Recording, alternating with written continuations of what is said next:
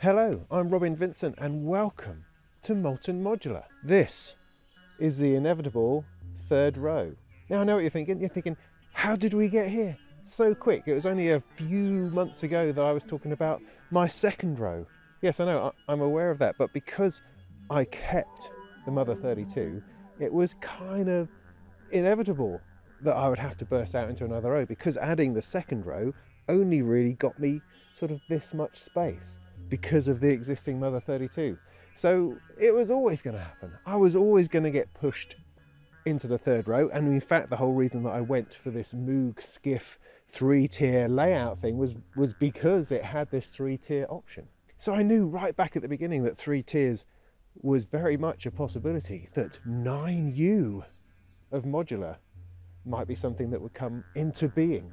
But there's a bit more to it than that, and that's kind of what I wanted to share in this quick video. Well, first of all, let's talk about the case itself. I mean, as I said, I started my whole journey by buying one row of this 104 HP Moog case, which I thought was a really good way to start because it had Moog written on the back for a start. It was a good quality case, a good size, the sort of thing that I thought I could fill with modules that were not going to break the bank, and I could stop and I would have like a decent sized little desktop synth.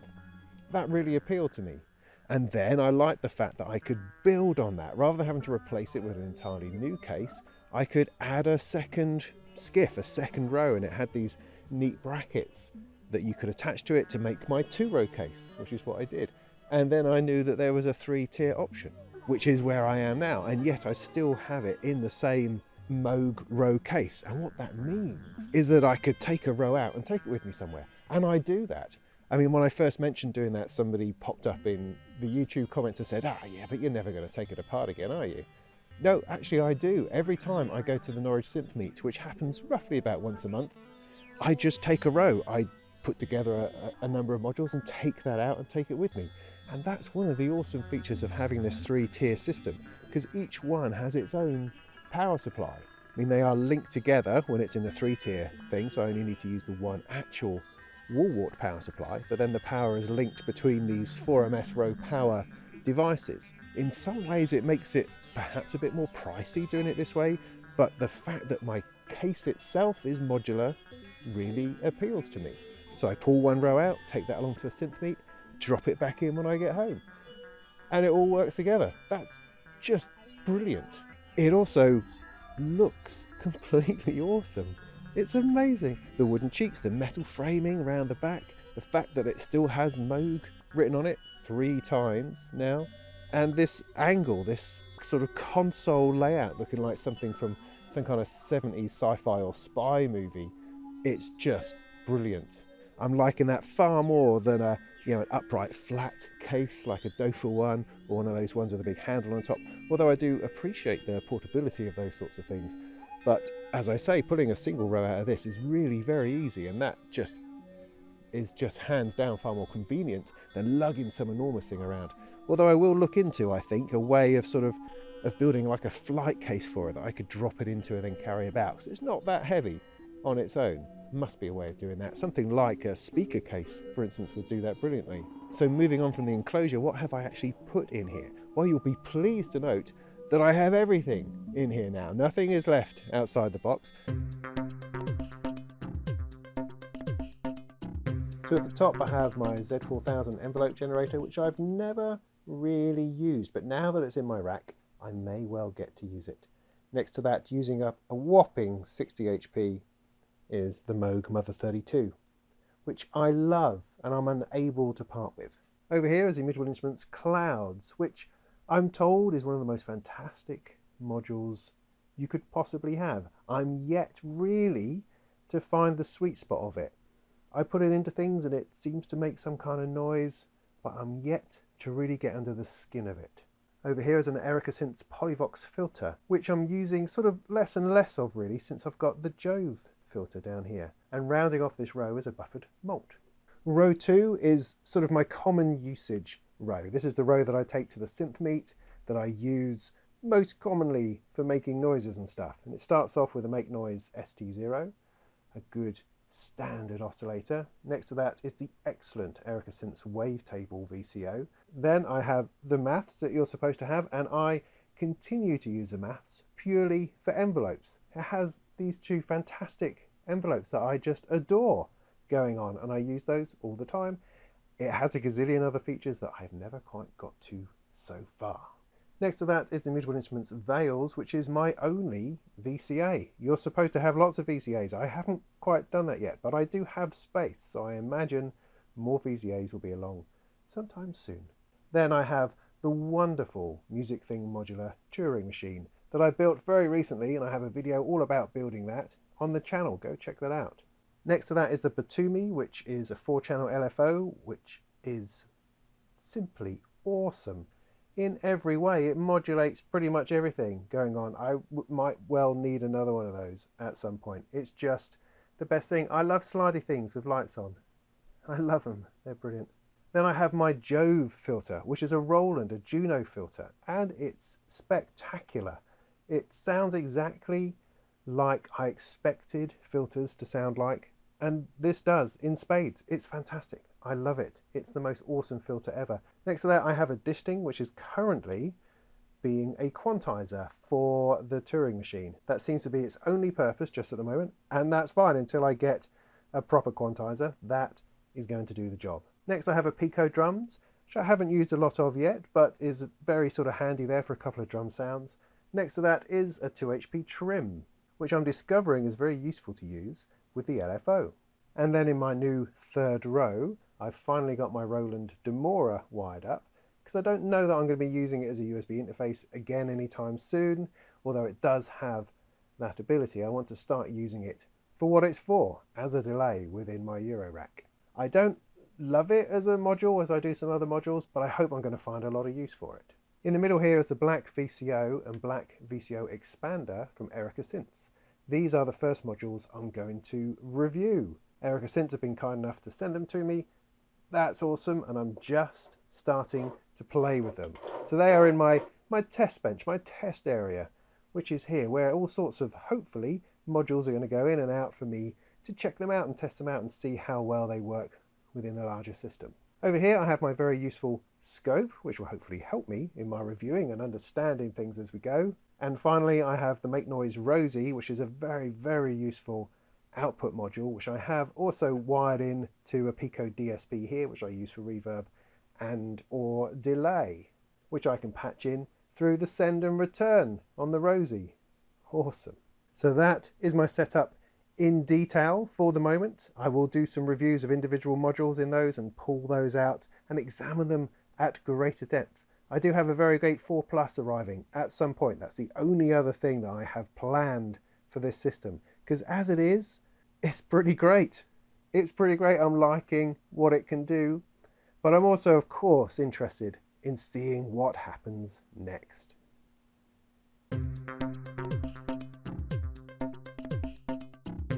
I have this nice space here, which is perfect for testing, perfect for reviewing modules, because that is what I have here. Oh yes, what are these? These seem new. Well, these are new. These were sent to me by Synths. They've kindly sent me the black VCO and expander unit to do a review on, which is brilliant. I wish more manufacturers would do that. And that has sort of pushed me into finding a good, neat way of doing reviews without having to pull everything apart and putting it back together again every time. So it was partly that that's pushed me into doing the 3-tier now. The other thing that's done that is the whole Patreon thing. What's Patreon? Patreon is the system by which you can financially support creators like myself who are making videos. You can send them a couple of dollars every month through Patreon in order to fund their work. Well, it's precisely because I've been doing that, and there's 20 odd people who have become patrons, and because of that income, it's enabled me to buy this row much sooner than I would and sort this out so that I have a complete system ready to do more videos on reviews and testing and other bits and bobs like that. So the whole Patreon system, the whole sending me just a couple of dollars a month, really sorts this sort of thing out.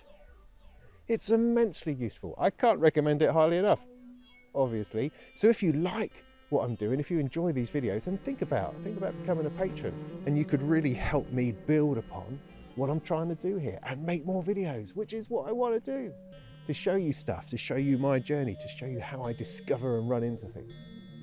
Because that's what I'm going to be doing with these reviews. There's plenty of reviews out there on modules that are very intelligent and well put together, and I watch them myself because I find them interesting and helpful.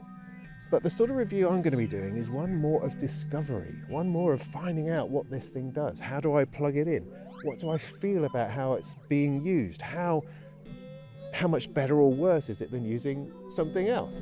And I will be bringing to bear my limited knowledge and sort of my intuition on whether this module works for me or not. Now, if I can just stop you there for a moment, Robin, I just wanted to jump in at this point, just to kind of expand a bit on what I mean by reviewing things intuitively. I've been sat here now for like sort of half an hour or so, just playing in order to create some background music to the video that you're watching. And it's just this extraordinary thing. Now, I don't mean that I'm extraordinary, that my creativity just knows no bounds, and so you should all be amazed and agog at the sort of things that I can eke and pull and tease out of the system. No, I don't mean that at all.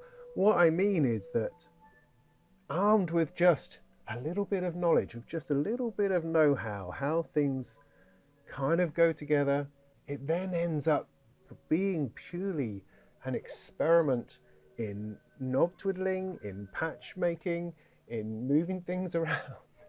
That is just such an amazing thing. I mean, this system now is to a point where it can produce multiple voices of stuff going on. Chaotic, perhaps, unplanned, certainly, but it has a beauty, a feel to it that's I can't really explain. And what I'm saying, I think, is that I'm able to bring a sense of kind of wonder, a sense of exploration, of discovery, of accidental jiggery pokery. And it's that essence that I want to put on video as hopefully something which is helpful for other explorers. So it's fine, you might want to know all the technical details of the Black VCO, and I will get to that. I'm sure I will mention that. But actually what we want to hear is what happens when I do that, and what these things do, and how that relates to the rest of my system, how I trigger that stuff, how I see those things amongst the cables. So when I say intuitive, I don't mean my awesomeness of intuition, my weight of extraordinary creativity. No, I just mean that I am fiddling and finding out and discovering, and it's that I want to put into my reviews. Okay, back to the other fella talking nonsense. And I don't know, I think that brings kind of an interesting angle to things.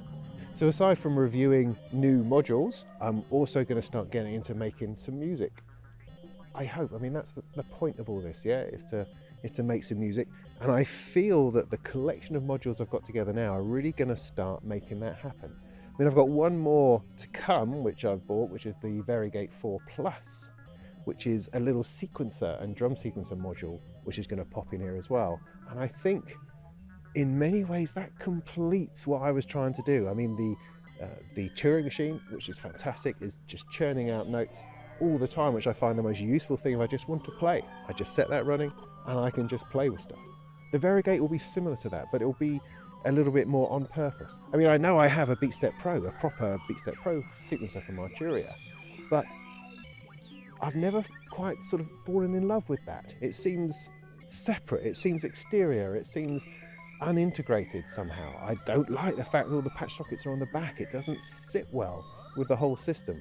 Whereas something within it, I think, to me, it just seems more like part of the whole. It's like trying to play an instrument by playing another instrument. That's how the BeatStep Pro feels sometimes. So I'm really looking forward to getting into something which is fully integrated. And then working out how the heck you write a song. How do you write a song? How do you do chord progressions? How do you change notes? Do you just do a single loop that goes over and over again and you sing along to that? Do you sing? I don't know, I sing sometimes. That's the sort of thing that I'm going to be looking at over, this coming year, and ultimately trying to achieve some kind of musical end to all of this electronic nonsense. So that's where I am. I hope you find that interesting. Coming up next then is going to be a review of the Erica Synths Black VCO and the VCO Expander.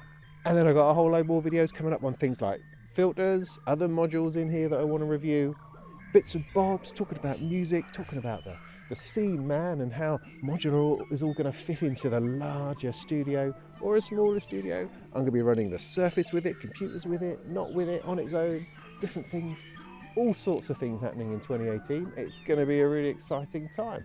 And of course you can support me in all this by sharing my videos, or maybe pop along to Patreon and join the club. That would be awesome, because it's things like that that make this whole thing possible. So that'll do for now, and in the meantime, go and make some tunes.